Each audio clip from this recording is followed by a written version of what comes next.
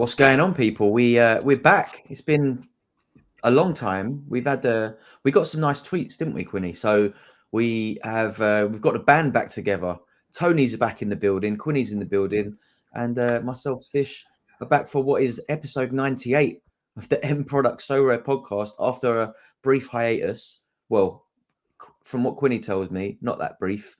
Quinny, what we saying? August last year was the last one. Yeah, it's very much the opposite of time flies when you're having fun. It just you blink, time just vanishes. It felt like the last time. There we go. Here's Tony Boy. He's freezing and unfreezing. We've got him. I had to use my Wi-Fi. That's all good, man. But yeah, it was the end of August. Looks like the last episode we got back. I think Tony, last time we had you on as well was like a fair few months before that as well. So it's one of those ones you close your eyes, you blink, and it's 2025. We're in February, and we're looking at the last portion of the season. How time flies. It's mad, isn't it? It's been a rough Sorare season for me, to be honest. I went hard on Dynamo and Rangers, and there's not really been a 5-0 for either of them. Dynamo get done 4-0 last week, to be fair, but that doesn't give me any points. Yeah, I've been similar. I've struggled big time. Just been scraping that essence, saving that up. But I haven't been very fortunate with my crafting.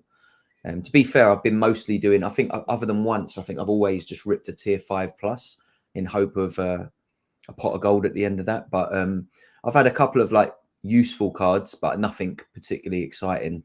I haven't had anything that you'd consider higher than a tier, probably 3. I reckon I maybe scraped a couple of tier 3s out of that, which are the useful cards, but nothing particularly valuable.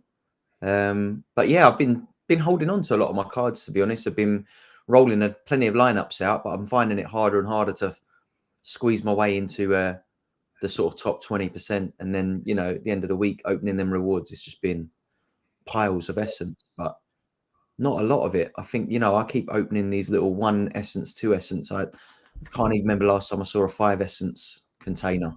Don't know about you. It's getting rough. The essence is getting rough when it's a singular or even a double. It's not great to see. You wait for that Tuesday night or Friday night and you get hit with a 1 essence.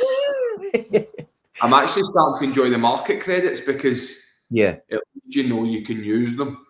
At least you can, if you get a couple of market credits, you're buying a £30 card for £15. It feels a wee bit better. Yeah, I'd agree with that. Market credits feels like more of a win than 1 or 2 essence. And 20 essence, your card can be worth £3 or £4 anyway. So it's like, it's true. I think the plays maybe save up the market essence and go for a big card in super rare or rare and hope that you get a hit. Yeah, I'd agree with that. Quinny, how have you been getting on? I know you've been sort of like rebuilding and you've been doing your road to glories. And I noticed from your content, which I've been following even, away from the podcast and that, but I've been following your MLS, what we call it, excursion for the season. How are you feeling about that? And what was it what kind of sucked you into dishing out on that? Was it just the kind of the Sorare bug and the FOMO? Well, I think like there's kind of you've got like 3 questions there, but it's kind of I've kind of got one answer that brings them all together in a weird way. But like this season, I was kind of actually going to ask you this, but I'll kind of set it up for us all, I suppose. But like this season's totally been different, hasn't it? In terms of what we're winning, we're talking about boxes and essence and market credits, and like we're used to winning cards all the time. And what's your luck on a tier 2 like, and what's your luck on a tier 4, and all that kind of stuff. And it's been totally different. And I think when I came into this season, I was expecting my classics to win way more in seasons way quicker than what they've actually done. Definitely. And I was quite standoffish, with the exception of Celtic, for buying in seasons. And with MLS, I was going to repeat the same pattern again, essentially. But when I seen the prices they were coming out at, and with some of the beginner videos, or not even beginner videos, but just MLS, like get ready videos, I'd had a lot of stuff fresh in my mind. And some of the prices some of them were going for, like Tony was talking about market credits, every MLS card I bought was 50% off, which just made them even sweeter. Yeah. So I kind of like, I'm still in that house of like, I want like primarily, like I want classics that can win cards. Like that's a whole classic thing for me. But the lesson I'd learned from maybe my early starting into Europe was if you see a bargain, get it. You know, if there's a wee that's under the radar, pick it up. You know. What if you buy a Zaha, right, and he's a Galatasaray or a Lyon card? Does he run out when their in-season runs out, or is he full MLS? His will run out when they get new cards. So August. Yeah. July, August. That's the official line. But Sorare did a podcast with Dan and a few other people on their channel, and they said something, and the words was like, they lose it at the end of the season. So the official line is they'll lose it when they get new cards. But they said something recently that makes me think I'll be nervous for the match day 38 of the new case Galatasaray. If you're buying Zaha or Dreyer or these boys, you're basically buying them until the end of the European season. You're not buying them until the start of August or end of July. You're basically just you're missing out that summer months. You're better buying the MLS cards then. I guess you get a full season out of MLS, yeah. But I think like the official line is you should get to August on the last update they gave us. But they said something in a podcast that it might be English to French. Maybe it's just not a perfect thing they've said. But it caught my ear, so I just wanted to mention that just in case I've missed something. Because I was considering maybe spending. I've put a little. So the whole thing I was wanting to talk about today was, I'm not the original investment. I'm not content where my gallery is just now, but that's normal. You're down. I wouldn't say I've lost money because I'm still playing. I'm still loving it. There's money to be made in Sorare with the right investments, tradings. I know I've turned to trading a bit. You can always get that money back. But where I'm a bit discontent is I've put a little bit of money aside in a Binance wallet, just maybe half an ETH, half a coin, whatever. Do I overpay for MLS and try and win cash? Do I buy European in-seasons for the last 10 games, the best cards, hold on to them for next season classic? Or do I buy somebody's gallery, sell it? Or fourth option, do I just buy classic super rares and try and win next season? So maybe buy a Celtic stack and a Bruges stack, try and get them for as cheap as I can get and hope that they yield in-season cards next. Because I'm with Quinny here. Classic and rare is so much harder to win than classic and super rare because the variations are so much more common. Yeah, I agree with that. I've really struggled in super rare, but I think that was because of the way that my gallery, most of my super rares were geared more, were bought more to be used in the old kind of like Rare Pro.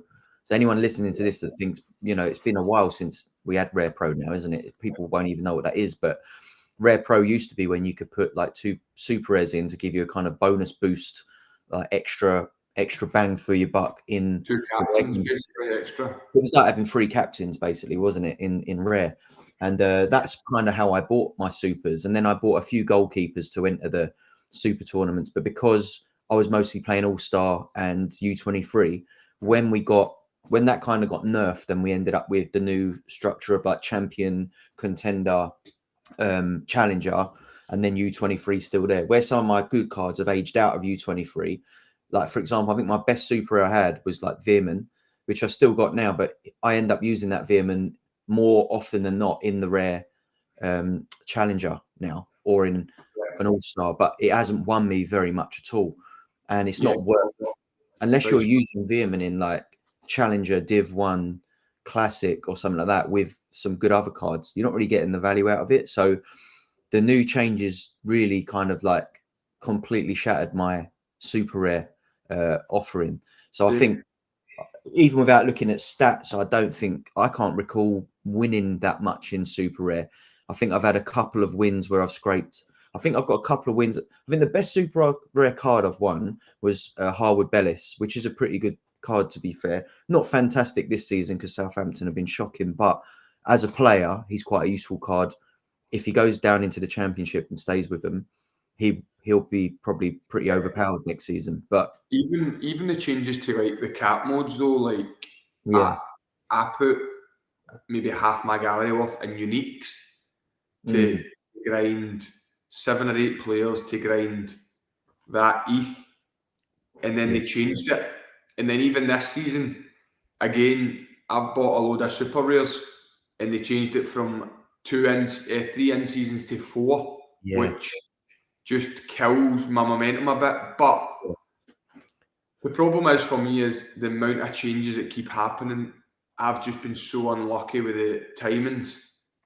Don't get me wrong, I'm a really bad SO5 player, and my buys have been really bad at times. I've just bought Igamani this past month for £330, which is probably one of the biggest super rares in my gallery now because everything's dipped, and I don't think he's got a decisive since.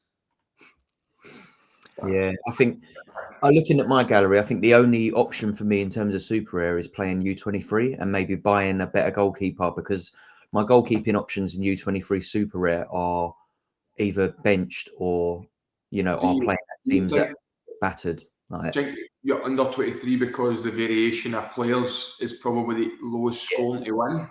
It's partly that, but also just the spread of my gallery is like, even my U23s are not all from the same like challenger or champ. They're so mixed up that it's. But do you think that's the easiest to win with a lower score? I think maybe the hardest. I'd say possibly, but purely because in U23 you're not really playing against stacks ever, because there's not many teams that will wipe the floor with a whole lineup of U23s. So barring a few teams where you might have a little defensive partnership where you can get the goalkeeper and the defender, U23s like lineups suit my gallery more because I don't really have collections. And in all of the other regions, and even in All-Star, you're going to be playing against like the Bayern stack, and U23 breaks those up quite a lot. So for me, it makes sense. And also just because I've got a lot of classic cards. So I can buy a U23, it doesn't need to be in season because there is no in season U23. So if I'm looking at buying a card, I don't necessarily need to buy the in season unless I have bought a couple of goalkeeper cards. Actually, I bought Cavallina and the Austrian goalkeeper. I can't remember his name now, Polster or Polston. And been an unlucky one.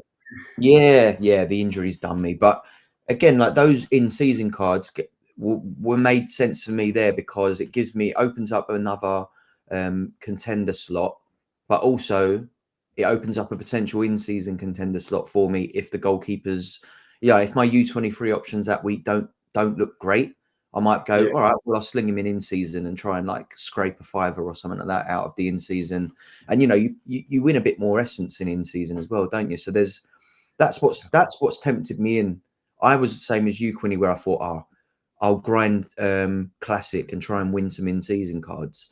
It hasn't really worked out for me. So barring a few little cash rewards here and there, and like Tony was saying, I've picked up some of them market credits, which then, Sorare got it bang on where, you go into the marketplace to just see what's there. And in the top left-hand corner, it's almost like a ticking time bomb, isn't it? It's like, you've got 20 days left on this £8 credit. And you're like, ooh, now I'm tempted. Like, what can I get? Where's the 16 quids at? Like, where am I going to get like my value out of that?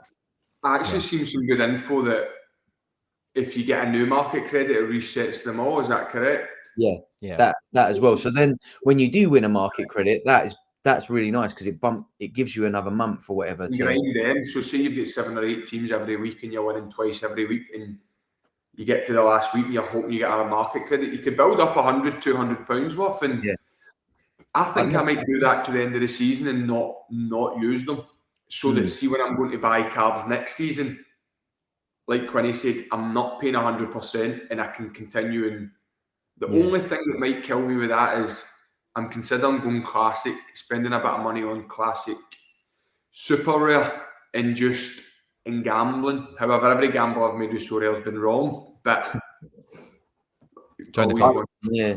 you got to get it. These days, I think you'll both agree that if you have a DMP, you're pretty much out of the running, right? In your teams, there's no chance really of having a DMP and winning anything unless it's like cap 230 or something like that, right? But in my experience as well, like I'm finding you don't win without a clean sheet and your captain hitting like an 80+ either. So I think if you're going to go in super rare or any of the classic modes, you absolutely have to have a goalkeeper who's going to be hitting lots of clean sheets, because, you know, it is cheap to enter Classic now and it is fun. That's one thing I will say, is that it hasn't, I'm still engaged with the game because I really enjoy watching all of it. It just scratches that itch, doesn't it? A bit like the game, like having a bet on a game. It's kind of like that, putting more money in. So I still get that from it, but I've been a little bit more tempted by the start of the J League and the K League, just because of the time that those games are on. You're waking up on a Saturday morning and those games are on TV and you can watch them online. And I'm like, oh, I don't mind having maybe a little in-season flutter on that, because those games are on at a time when there's not really any other football in the way. And it kind of gets you your weekend kicked off with like something to watch on TV. And I don't know, because I suppose I had quite a lot of Asian cards pre the like, you know, back in the day when we had Asian tournaments and stuff.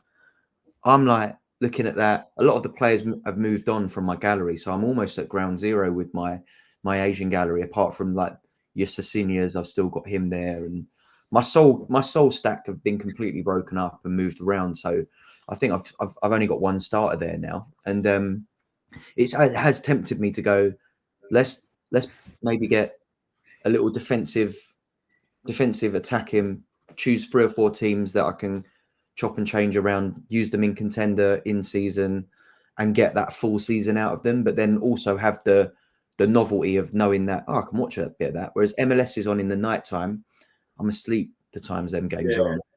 That puts me off with MLS. Yeah, definitely put me off a bit. And the prices, as you mentioned already, way more than I'm willing to pay for in season at the moment. I'd wait for that season. I think you need to pay the price on in season and just hope that you get the tax back at the start, because once the season goes in, they dip down in price. There's more in seasons out there. There's more teams to compete against. Yeah.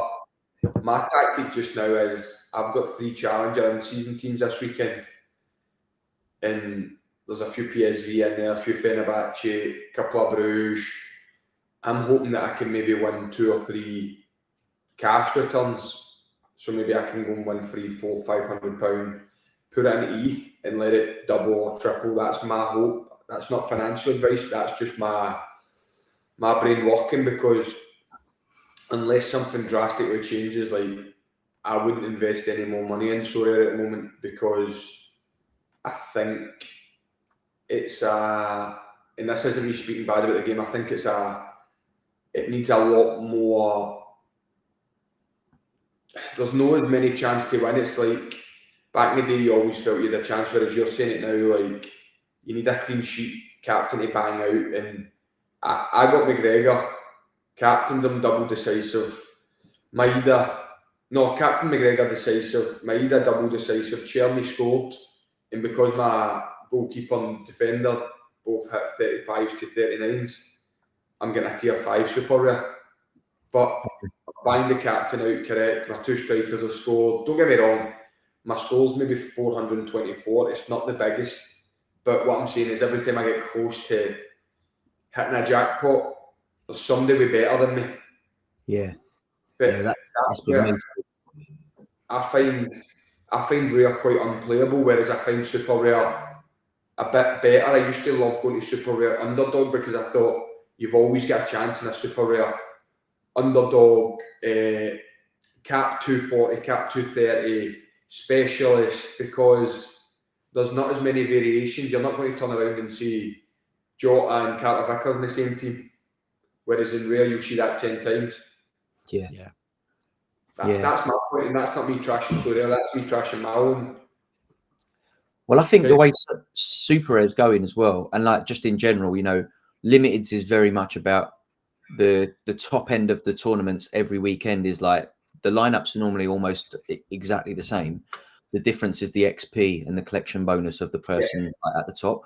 So we're seeing that more and more. We said this on the podcast probably over a year ago when we found out about collection bonus and all. It's like the more cards that come in, the more players that come in, you're going to start seeing the same lineups, and it's just going to be like a little like half a point in between. And we're seeing that now. So I think with Super Rare is it's going to come closer in Super Rare to what we were experiencing in Rare like 2 seasons ago, when most players have got maybe 100 Super Rares on the platform. So you're only playing against like 40 Cherkies in U23. I'd love Super Rare to just bring out a couple more competitions.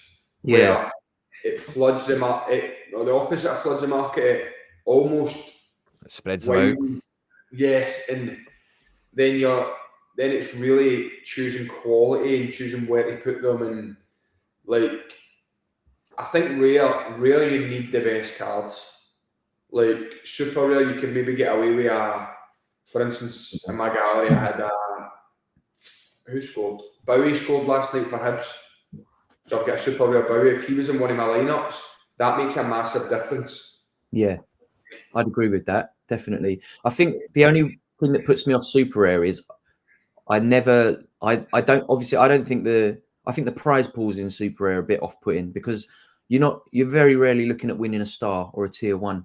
Like they might give one tier 1 away in like Division 1. You're never winning a star. Like in each division they might only play out the top 7 or something like that, and it's like, what chance have I got of being top 7 in like a field of like 600 entries or something? So I always look at it like that, and I'm always like, if my super rare team that's available to me on that weekend is not like, when you do your squad building on Sorare data, if I'm not seeing 80 plus, I'm like, break that up and put the best bits in rare and just like try and make that an 80. So that's been, I've been dropping. Your Veerman, for instance, so see if you captain Veerman more often than not, you're right in the mix. Yeah, with super rare. So see if you go and buy. The only problem is to buy players around him's expensive, but if you go and buy a Luc de Jong, you put them together, you're halfway to a reward straight away. You're true. Yeah, you're right. Do you know what I mean? Like I think it's more. I think so rare you can build a team and let them run a lot more than rare, because rare's a little bit more volatile. Like I had a weekend where Bacciarina, it was about 3 weeks ago, Bacciarina got 100 and Piazza scored 100. Yeah. And honestly, I had them both in different lineups with Rangers, and I think Rangers maybe struggled that weekend, and I just felt frustrated that I don't have them in the same lineup at all, and you need to be perfect and rare to get something from me. Like you could have both of them in the same team and still not win in rare. So if you've got the 280 points or 290 points, you still probably need to get a reward an average of 50 points from all your players. So your goalkeeper concedes and doesn't make many saves, and he's on 35 points. You're probably needing another decisive there, and you get 2 100s. Like, whereas super rare, you probably get away with it because of the bonuses and stuff. Yeah. I was just going to say, I've dropped into the chat a poll, right? So your 4 options, Tony, with what to do with your random Binance ETH. I've got it in the poll. People are voting on it. There's a bunch of people in the live chat as well, dropping in some great intel. So fist bumps to you all. There is on the YouTube, buddy. Yeah, YouTube poll. We're on Twitch as well, but there's no poll there, sadly. But so I think there's a little thing here that kind of brings all this together in a nice little way. So we were chatting about market credits earlier. And again, there's some great intel coming in from the chat. It's 14 days that they expire, right? And again, what Kerry said here, like they have changed how they pay out market credits. So there's not actually that many of them, right? But you like where we find them, because the only place we get boxes now is the specialist competitions. They've announced that every game week in March will have an All-Star. And All-Star is the primary place to be winning boxes, where you can get obviously a big wad of essence, and it's where the market credits are that we're just chatting about. The other place you can get them, which I've been having a lot of fun playing this, I don't know if any of you have had a shot at it, is the Best of Europe competition, where you can play maximum of 1 limited. Has to be in season. Sometimes it may be classic. But the market credits in here are paid for the top 500 spots. So even just for the purposes of resetting the counter, because the 500 to, 100, it's like £2, it's nothing. But even if you win it resets your counter, and it's I had actually a couple of wins in that. I managed to finish inside the top 50, I think, on one of them, and I had like 15, 20 quid market credit. So I forgot about that, and I never knew that was where most of them were being won. That's I forget to do that lineup every weekend because it's not in. Well, maybe it is on Sorare data, but I'm not seeing it, so I always forget to do it. I need to get back on that, to be honest. It's a good shout. But with All-Star, with budget, with super rare, with all the stuff we're chatting about, like with under 23, the point you're making, Tony, a big part of it is that people don't prioritize under 23 anymore. And see, nowadays, like nobody is picking a specialist or an all-star before they're picking a core competition lineup, you know. Yeah. So people's primary stacks, they're big players, they're going into champion D1, 2, 3, whatever. They're going into contender 1, 2, 3. They're not getting to all-star or under 23 as often as they used to. I think the rewards aren't even good. Like, I remember, was it, what was it? You used to see, like, underdog. Was it you didn't have a keeper and you just had 4 outfield players? You could play a keeper scarcity down. You So could you use play a rare with supers. So I think that might have been, I'll check on my Sorare data now. I won one time and I got a super rare and a rare as my win. Yeah. Nice. Like, Yeah, that was such a good payout, and it was because I checked. It was, I'll tell you right now, how do you check? No, super rare. How do you check what you've won? Not kick under. No, it was, you could use a common goalkeeper, but then you could use. So I won underdog super rare with 330 points. So it was only 4 cards, and it was like, I think I got a goalkeeper with an ETH and a super rare with an ETH. But like nowadays, there's not that anymore. I don't know if it's too many people. Even kick-off unique, I won a unique with 350 points. There was just, you didn't need amazing cards to compete for me. But now I feel you do need amazing cards. Yeah. I really miss those. I think they should make that a permanent fixture. I think we should always have underdog or specialist or like every week. And like that, I get it, like they don't want to spread out the rewards or whatever, but even if they just like pay only in essence, like just essence only, something that's not going to like upset the rewards pool too much, maybe make that essence only. I don't mind winning like a decent amount of essence. I think that's the one thing that makes me look at that MLS in season more so than the cash. It's like the wins are like guaranteed, like 3, 4, 5 upwards essence, 100 essence if you really like smash it, whatever. I'd rather win that than a box.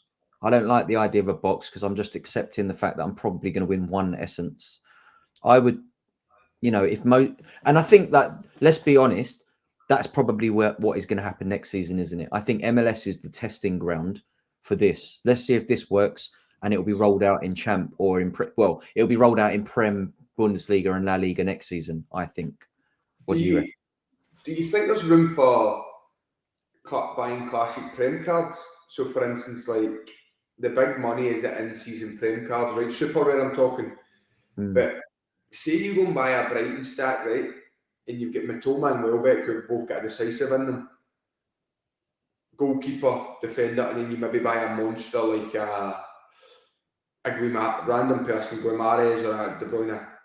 Do you think you could yield from that or no? Because the prices aren't massive for in old season Prem players. I guess I think you could, but I think you would have to have quite a high floor on the guys coming in, you know. So it would I don't think a stack would necessarily, maybe a stack would work, but I think the play would be like getting like a Bruno Guimaraes and getting a Cunha and getting a, you know, you can get an Ederson right now for about 350. Super, I might be wrong, could totally be wrong, but you could probably get an Ederson for around 350, 400, 500, right? So you get a good defender with him. See Alisson and Van Dijk, what are you talking there? Maybe 700-800 quid. Welbeck, I know, went for 50 quid recently. Amatoma is not too expensive. Say you spent 1,500 quid on a stack. Do you think that's enough to yield you rewards next year? I think there's value in that, even super rare and Prem, but obviously people just want to buy in season. I reckon depends on Alisson's on the market for a bag of sand now from Pug Trader. You probably get that down a wee bit, and Van Dijk is at 314. One thing I was going to say, sorry, Sasha, I'll let you come in on this, but I think I've had a bad experience at Super Rare this year. A lot of people seem quite happy with the change to like 1 division. And I think 1 division opens up exactly what you want to do here, because it doesn't matter what fucking league you're in. You know, you jackpot, you're winning, you know, and you're going away with it. And the thing you mentioned earlier, Tony, of trying to spread the where you can play cards out. I felt Divisions did that nicely. I didn't ever feel like my cards just weren't doing great, bad form of real teams and stuff like that. But I was sheltered away from them, and now you're not, sort of thing. So I think like because you will be against like 3 of everyone that plays Classic in that division because it's multi-entry still. But then all they need to do is bring in an underdog. So see for the people that can't afford a goal, bring in you use any goalkeeper that doesn't score. Could be limited, rare, super rare, whatever. Bring in a defender, midfielder, forward. No even an extra. Do a 3-man and let people put their cards other places so it's not all, oh, he's got a Liverpool team and Salah scored 2. Whereas you go, oof, the rewards are there. Maybe I'll put my Salah in this one. Or like you used to do it with Veerman, Stish, I remember. Where should I play Veerman this game? And maybe it takes him out there and gives other people, because Classic was a minefield for PSV, like these big teams. I actually remember back in the day, like, so now try and get rid of them and get people feeling that they've got a chance to win. Whereas right now, I feel like I could pick anybody and I won't win anything because I just have that feeling with Sorare just now. And it's maybe not Sorare's fault, but it isn't. If somebody said to me, came to me with £100,000 like Pranksy does and said, should I invest this in Sorare? A year ago, I'd have maybe said, yeah. Now, I don't know what my answer would be. It would maybe be a no because it's just too, I don't have the feeling that I'm going to win. And it's not all about the money for me. I just don't, and I can feel Stish. I don't know about you, Quinny, but I feel Stish is on the same level with me. Like, it's as if whatever I do is not going to win. Okay, I can go and buy. I'm in a fortunate position where I could go and buy a Liverpool stack and go and yield rewards. But when I complain about the game, it's not only for me, it's for, if somebody came to me with £250 and said, should I put it in Sorare? I'd be like, if you want it to dramatically drop because everybody undercuts everybody in the market and then I go and spend it. But long term, I'm not sure. Is that fair or? I think if you're getting into it now, you're more getting into it for the fun. I don't think like I wouldn't. I think because of in season and classic, like every season, the cards value it's going to drop as like they get. Obviously, like the nature of that is you need in season cards to win cash. In season cards are going to become worth less when the new season cards come out next year, and then classic is obviously it's like fun to like grind, win, hopefully win some cards. You know, still be involved in the sort of fantasy element of it, but in terms of like investment, I think unless you are, if you're looking at it from investment, the only thing that I think like is a surefire way to potentially win money is doing what the trader accounts do and picking up the absolute dregs on the account in the hope that they get a move away from Saudi, or if they get a move, or you know, they come out of retirement or something stupid like that, where someone goes from 20p a card to like 10 quid, and it's like, oh, 50 of them, you've done all right. But even when we invest our money, Stish, when I first came in, every change is to protect Sorare and get money in, right? Which I can understand. But at what point do you get frustrated and go, well, I've just got myself to a level where I was going to compete, and now yous are winning money for auctions with the in-season, whatever, we're upping it to another one. But like, that's kind of hurting my gallery, if that makes sense. And that's where I'm like, and I'm not saying this negative because I'll always play the game, but I'm now at a stage where I'm like this is starting to frustrate me a wee bit, that every time I look, I need to sell my cards at a certain time or else my cards are going to be worthless. So I've got Bruges, Dynamo, Rangers, somebody else in season. I need to sell them at some point or they're going to half in value, right? Yeah. But Sorare should have a thing where you should want to keep your cards. Like could there be an extension to the in season? I know they want to sell for next season, but is 1 year enough? 38 games enough to be paying and throwing your money down the drain if you're not winning?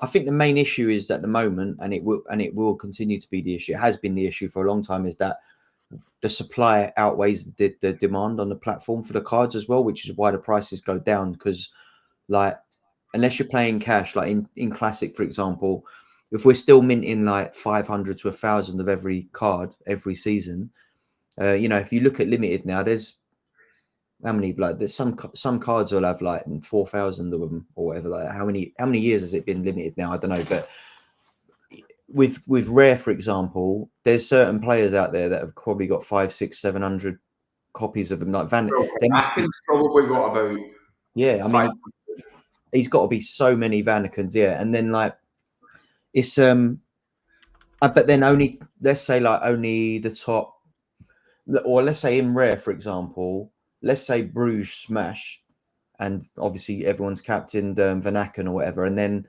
you look at the league tables across all the divisions in like Challenger that week or whatever, then there isn't going to be a team in any of those divisions that didn't captain Vanaken or like whatever. That it hasn't spread even in the low divisions, because like even for me, like tactically, sometimes I'll look at like where I've got an entry in like Div 4. Obviously, this is all going to change soon, but I've been playing down divisions. Like, why would you do that? It doesn't make sense. But even when I've got Mbappe, Dembele, Donnarumma, Di Lorenzo, Pavard, whatever, like, you know, potential smashers, I can't compete when Bayern have won 4-0.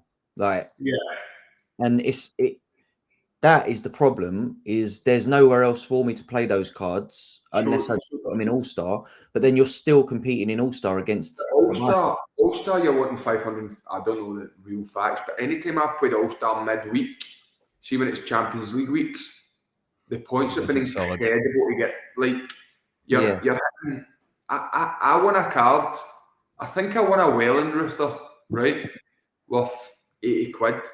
With just about 500 points before the 10% bonus was in. So everybody smashed, and I got a card, Welland Roofer, for 80 quid.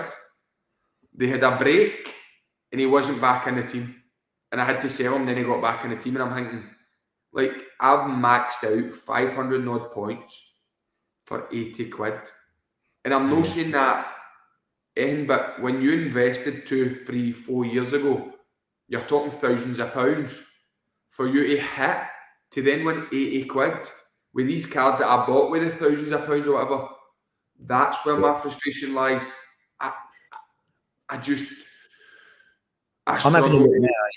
I think if I look at it, I can see now, looking at where my frustrations are, because I haven't won anything more than a tier 2 in recent times, and I'm looking now at what that tier 2 win was, and at the time, I think I finished 9th in Div 2 U23 Classic, and the tier 2 card on that time was probably something I was reasonably excited for. And I won a Renato Vega, who was, you know, he'd come off the bench twice for Chelsea. So he played a total of 20 minutes. And I'm like, how is that a tier 2? It's not even useful. But that you could put £5,000 in, right? Just numbers, to build a super rare team, and you hit 3 times in a season, top 10, and you get 3 Renato Vegas, you're fuming.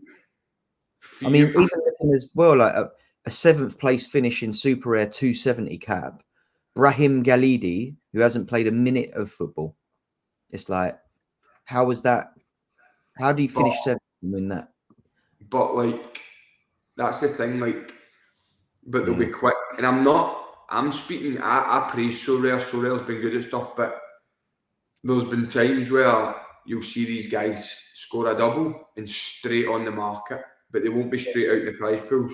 And for me, Sorare, I've got a way I keep getting money, and I get that, the in-seasons, the markets, the auctions, but there's got to be a time where they need to start firing it back, or else you're going to get... I seen Mike of Pompey, you know what I'm talking about? Yeah. Loved under 23. He sold up, and that's when I thought, oh, there's a problem here, because he loved his info on under 23s. He loved knowing about under 23s. He was talking about them. He would basically, it was like, do you remember back in the day, you used to have Justin Bieber Twitter accounts, and people used to stan somebody as a stan account? He was basically like a Batcherina and all the guys' stan accounts, nearly getting them made. and he's sold up, and I'm thinking, there's something they need a groundbreaking announcement where people go, I want to play this. Like, everybody's playing for the money now. Everybody's playing to, don't get me wrong, early adapters, but people that invested when I invested are playing to scrape money back.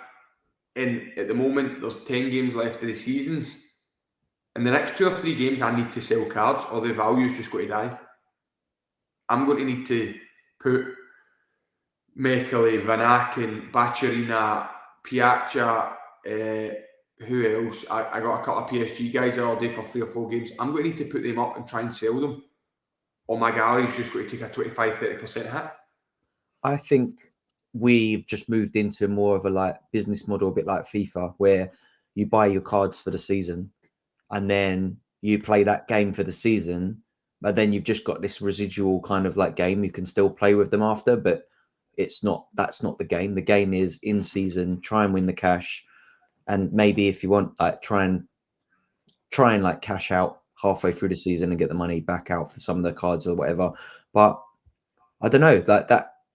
It's just whether or not we think that should be the game. And I think that's the problem for like people like us who've been around and remember like the good old days, which, you know, we were fortunate to kind of play it where you could win a tier 3 and it was worth 300 quid or something. Like, it was insane. But obviously what we were winning, people like us are probably putting it straight back in the game. So we've ended up out of pocket down the years. But I do think that now with the business as it is, I think it's an in-season game. But it's just like, are you willing to buy? I don't think you should. I don't think looking at it as an investment now makes much sense. I think you've got to look at right. I'm in for the season. I'm going to spend 400 quid. Let's see how much I can earn back in that season. And then like if you earn it back, great. Then you've got a nice classic team to roll out next year. But I think you need to take your winnings. I think that would be my advice. Like, don't get me wrong, see if you're Pranksy or whoever you're, and I keep saying Pranksy, but there's more than just Pranksy. I think anytime you've got cash, put it aside, because you just never. I don't think Sorare will die, by the way. I don't think it will die. But what my point is this isn't sustainable for you to just keep putting money in, and your cards end up smashing and winning you 30 quid, 40 quid. Like, next year is going to be the in-season brews, lads, along with all the classic season brews, lads. So for instance, say you've got 4 seasons worth just now. Next season there's going to be 5 seasons worth. So see if you had a 25% chance of having the same as everybody, there's going to be more than that, and that's what I just don't get. Like, I think something needs to just change a little bit. I don't know what it is, but do you do a 2-year in season? Do you maybe have like a year? They need the money back in, don't they, for the licenses? So I can't imagine them skipping a year of mints. I know, but I think it's a tough one, because obviously nobody wants to have card value or their value of their cards dropping. It's something I've been always swimming against the tide with like decisions I've made that haven't panned out, speculating on some changes that might happen or might not happen. But like I do quite feel the same way, Tony, like you said, like, as you and Stischler. I do feel that winning is like, it's not at the tip of your fingers as much as it maybe used to feel. But I get that feeling now if I'm in D1 for an entry. If I've got a lineup I'm selecting, I'm like, oh, this is D1. You know, I feel that way again. But anything that's not in D1 very much feels quite neutered by comparison. Yeah.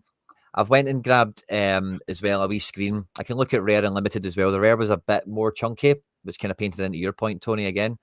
But it's super rare. All-Star last weekend, the winner was only 507, which isn't that bad.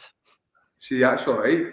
See, he's prioritising this, you know. That's where I feel super rare, like, does give you a chance. Like, your captain smashes, what is he on in super rare? 165.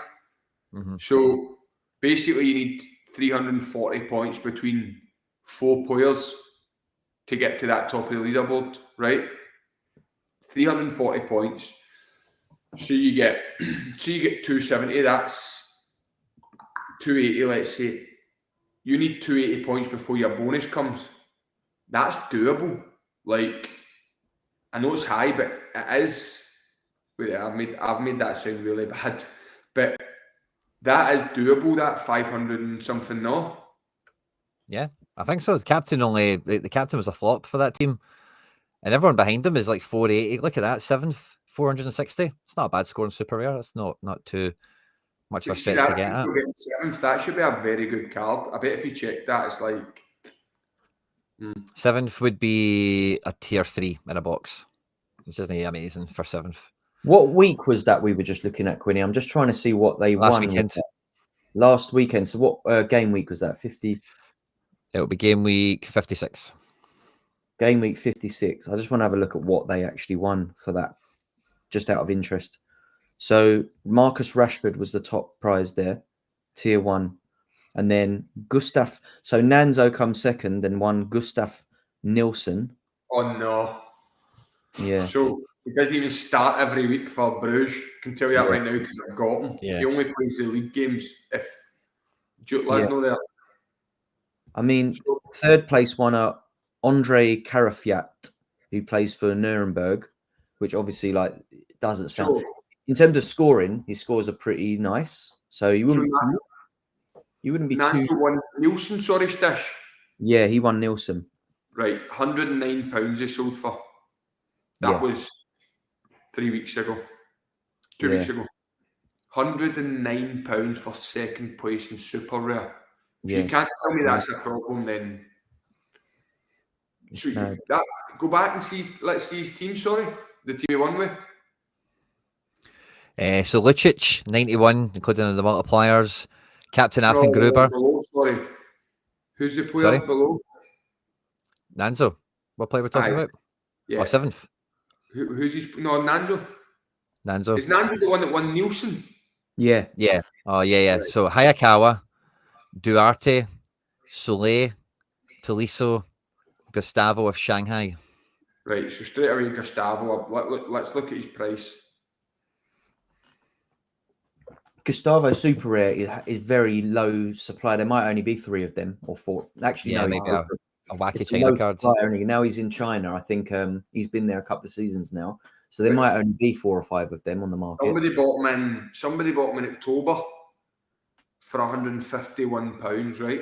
So it's, say you've got him for a few games and say every one of these players are that. For me, winning a second place in Sorare, you should be rewarded a lot more than that. For me, it should be players like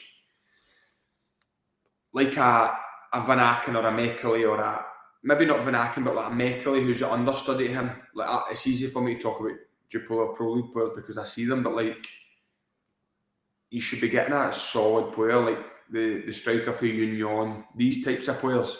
I do wonder why. Why do we not have the star rewards in Super Rare? It's like the supply is the same across. There is. It should have been a star that wins that. It's a star this weekend. It says tier 1 on the. Were you looking at the right game week? Maybe. No, that's this game week coming, Quinny. But who but it's weekend. So last weekend should have been the same. I would have thought. Who did he win?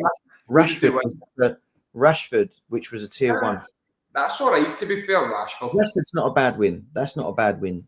But it won't be much use when he goes back to United at the end of the season. He'll get a move though, to be fair. But even that, like Rashford, £250 for winning All-Star, is it worth it?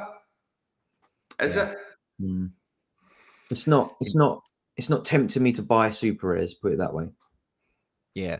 I'll say that's All-Star, which is like a classic one. So it's what about the in-season Super Rare tournaments? Just to have a little look. Anti-Stacks 270. Let's have a quick look at. So that one, a Jota, first place, a star. That's not too bad, is it? Whether or not you'd argue, is that a real star because he's in like contender? You know, you're not winning a champ star, are you? Yeah.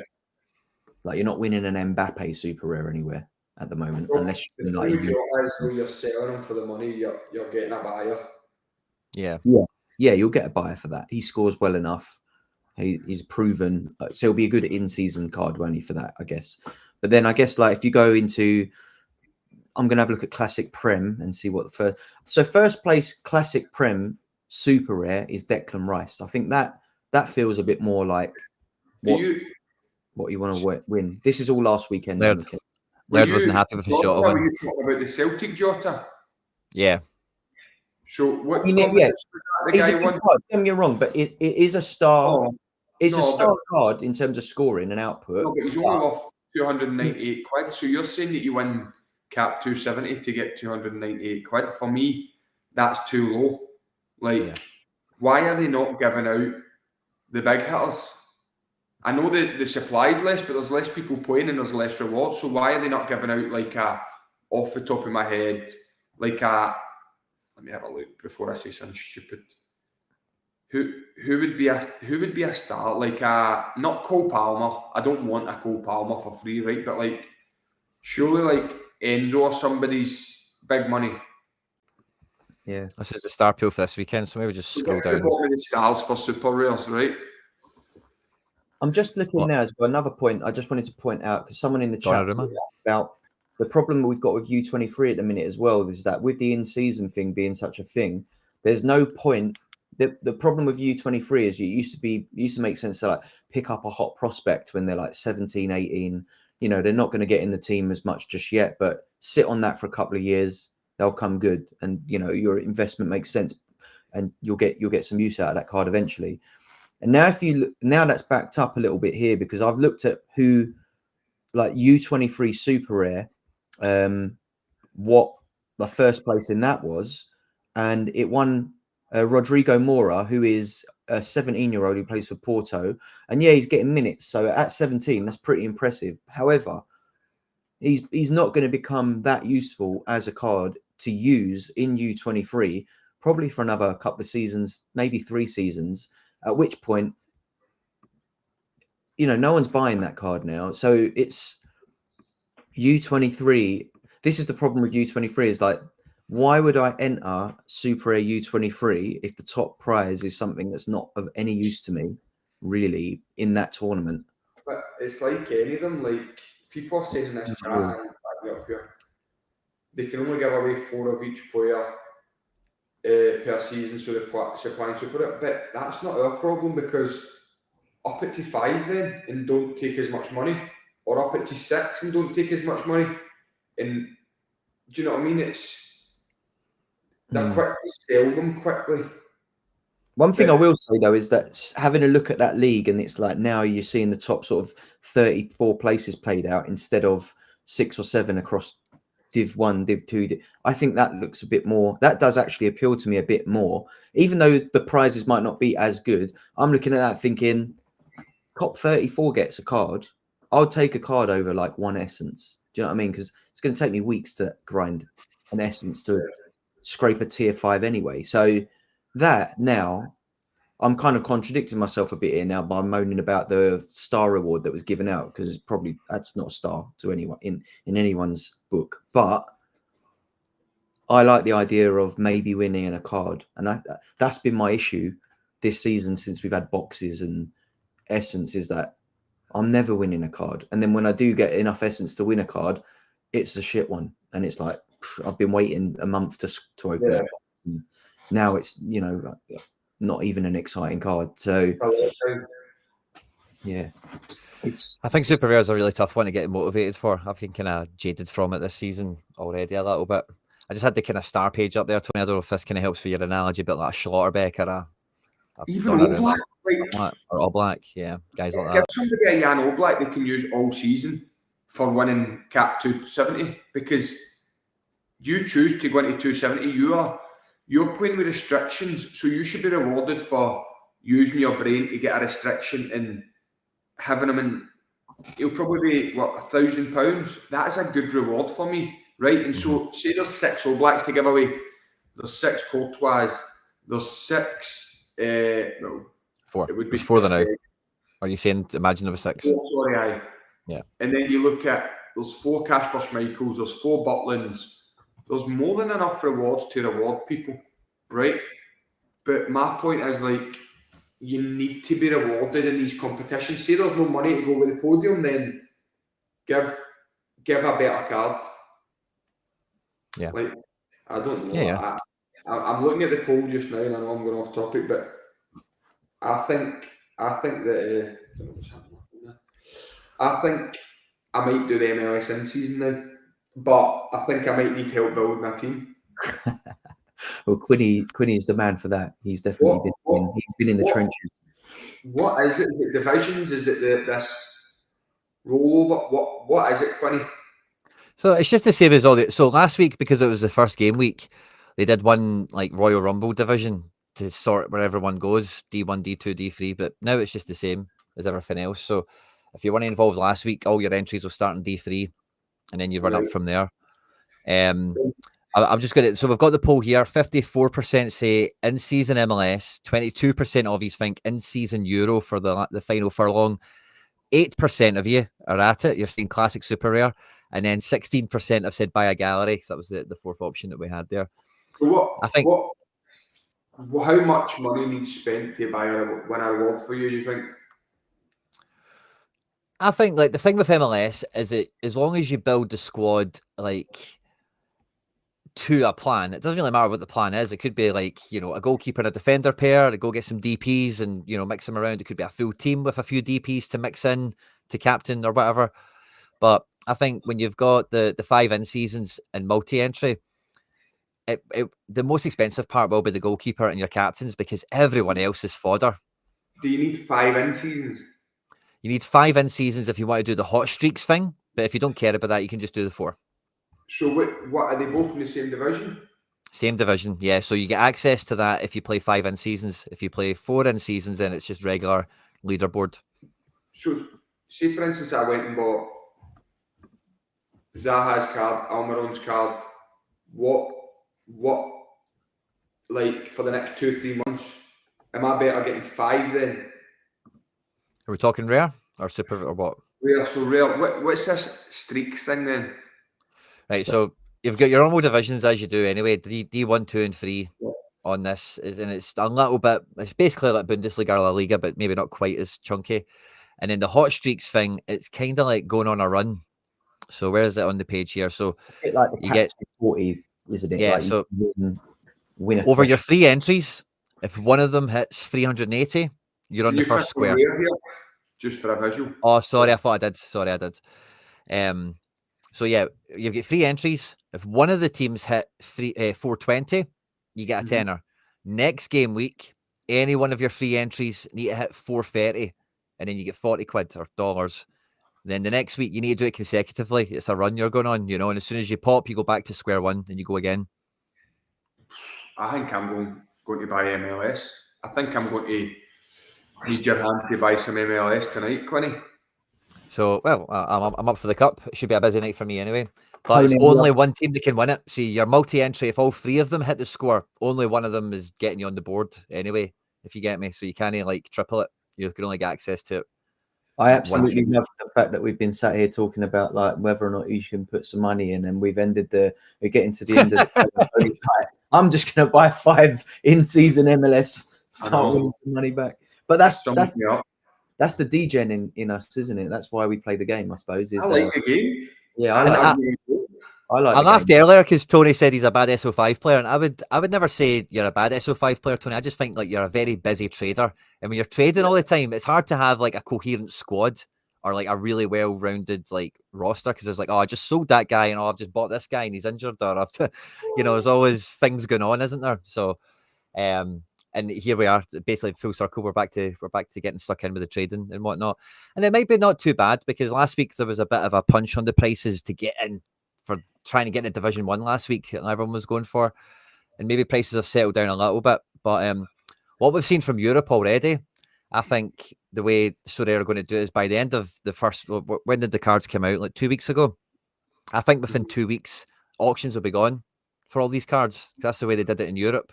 And it was only instant buys, and they kept a few guys in reserve for Celebration and Neon Edition.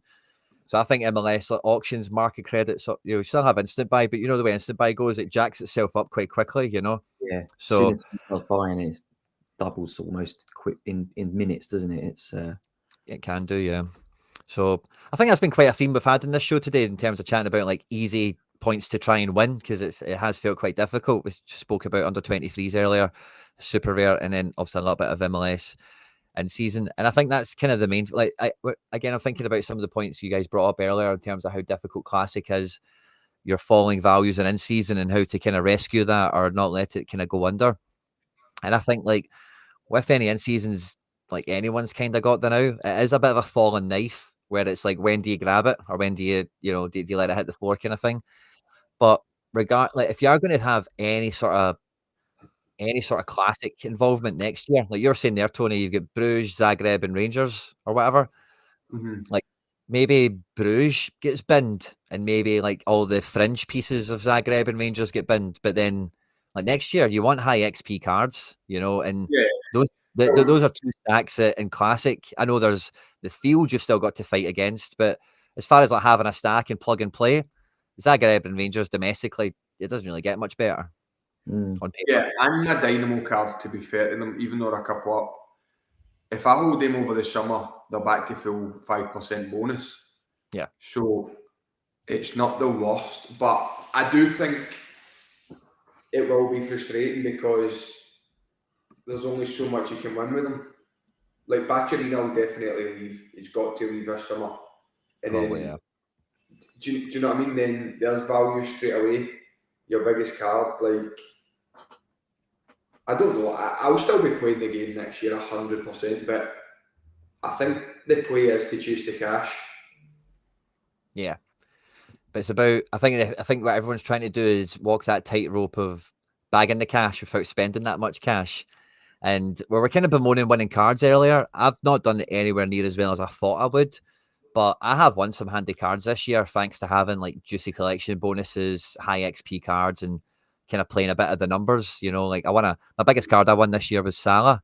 That was like a few weeks ago. I managed to trade that for Rafinha, which was a really clever move now looking at it, because the way they're valued, they were like basically the same, and now it's like that. Salah's dropped down a bit because of his age and whatever. But before that, I won the Wanizek out at like tier 2 in All-Star Rare, and I've won maybe like 4 guys that have been like useful, and then everyone else has maybe been a wee bit like bot food, feed them to the bots and try and trade something, or maybe just because of the channel and stuff, maybe give it away. But I think like if you have like a strong Classic setup, like, you should be able to grab a card or two. The painful part of it is you don't know when you're going to win them, and you don't know who you're going to win and when. Like, I got that Salah like a month ago. It would have been fucking great if it was the first week of the season, Yeah. and somebody might win their Salah in the fucking last day of the season, and that's just the way the cookie crumbles, and that's the difficult part of it, I guess. But I think if you do, like, so again, chasing the cash is the ultimate thing, and can you get in-season cards for as little as possible? I think Classic cards are one of the good ways of doing it, but it's not a perfect science. It's not a do this and it'll happen, because it's a fucking, you might get a crap draw, or the field might be too tough, Hopefully you can build me a right wee team that I can go and buy on the market, and then who knows, I can win a couple of MLS. Did you win any cash last week in MLS? I got in the in-season, I bought a forward at the last minute on deadline, and I swapped him for a defender who ended up getting a last man tackle and scored like 80, and the striker I put in scored 40. So I screwed myself on in season, but my 2 Classics right to D1. So mixed, some good and some all right. But we'll hook up later. We'll get some MLS done, because it's the name of the show. It's all about that end product. It's about grabbing that Cali Dosh, but grabbing that essence, those boxes. Guys, it's been an absolute pleasure. And I'm glad we could get the show back on the road. The chat's been on fire. Thanks to everyone that's tuned in live, of course. Make sure to hit the like button. If you've watched this after we've been live, the likes, the comments, everything does help to go and support the show, the channel, get more subs, get more viewers in for the stuff where we're doing it. But in the comment section, if you weren't able to get involved in the poll, let us know. If you were Tony and you had some spare Binance ETH that was getting all dusty and you wanted to take it off the shelf and go shopping with it, what would you have done out of the 4 options? Be interested to see what you guys think. And I think last thing I'll say, do you have anything running midweek? Any exciting teams? Anything that might get a sniff? Nah, not for me. Enough, maybe a box if I'm lucky of some sort. Don't you? Anything? I've got a tier 5 coming my way, I think. Super rare. I needed a big Hearts clean sheet, and it didn't happen last night, so we move on to the weekend. Yeah. Well, Good luck for that. I've got a big sweat on, so everyone cross your fingers and toes for me. And we'll catch you on the next one.